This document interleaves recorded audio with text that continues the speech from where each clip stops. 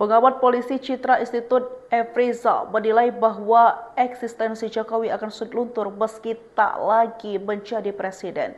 Efriza mencontohkan bagaimana persoalan ijazah Jokowi yang juga berkali-kali menjadi konflik. Bahkan Efriza menyinggung bagian dari sakit hati terhadap Jokowi juga ikut andil dalam hal ini.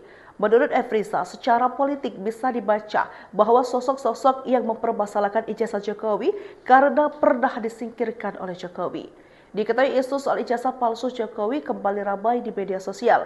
Masalah ijazah palsu ini dibicarakan sejak 2 tahun lalu hingga membuatnya 3 kali digugat ke pengadilan.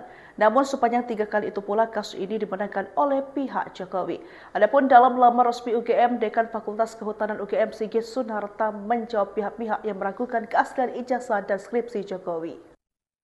Mantan presiden khususnya ya, di dalam hal ini beliau sebagai presiden, mantan presiden baik Ibu Megawati maupun Pak SBY maupun Pak Jokowi ikut membantu Pak Presiden Prabowo. Dan itu dibuktikan dengan kedekatan terhadap Pak Jokowi maupun terhadap Pak SBY. Dan ini adalah konsekuensinya. Dan berikutnya, kalau kita melihat situasi ini, apakah loyalitas mereka ganda?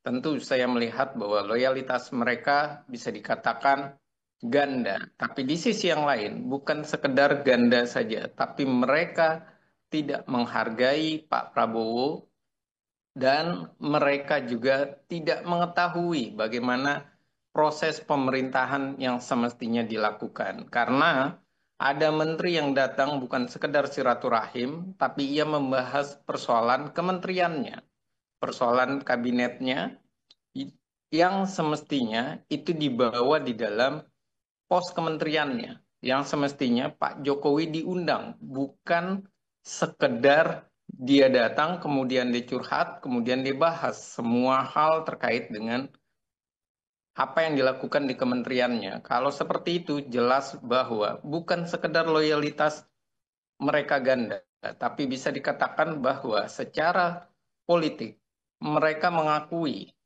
secara kepala lembaga, kepala politik dalam hal ini secara kenegaraan, ia bosnya adalah Pak Prabowo.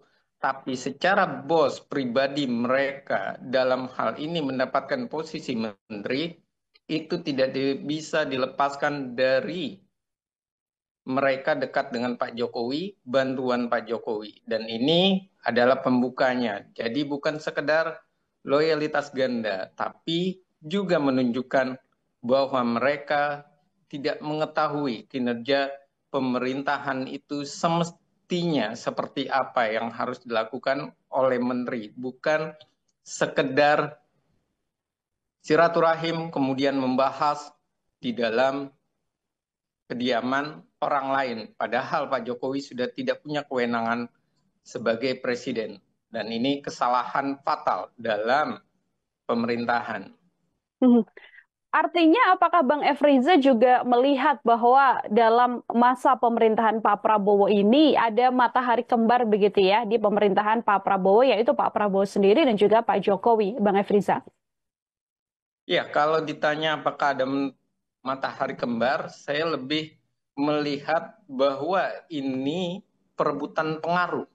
Hmm. Pengaruh antara Jokowi dengan Pak Prabowo. Itu yang pertama. Yang kedua adalah ini terlihat sekali lebih dari matahari kembar, yaitu mereka dibelah ataupun mereka terbelah di pemerintahan, artinya tidak solid.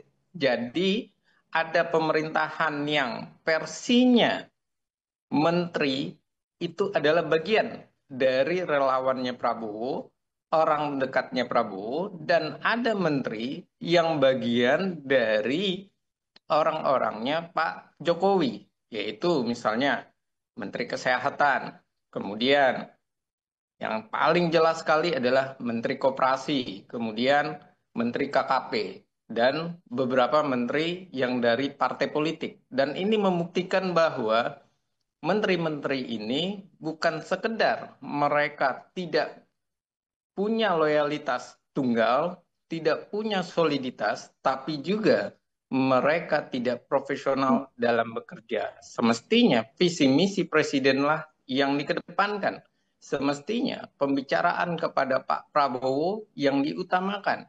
Kalau seandainya mereka melihat Pak Jokowi sebagai simbol dari pemerintahan Pak Prabowo, karena cawe-cawenya misalnya, semestinya hal itu tidak dilakukan kepada Pak Jokowi, tapi cukup melalui wakil presidennya, yaitu Pak Gibran. Jika mereka merasa sangat sulit ketemu dengan Pak Prabowo atau sangat sulit berkoordinasi dengan Pak Prabowo, kalau seperti ini terlihat sekali ada ketidakakuran di pemerintahan.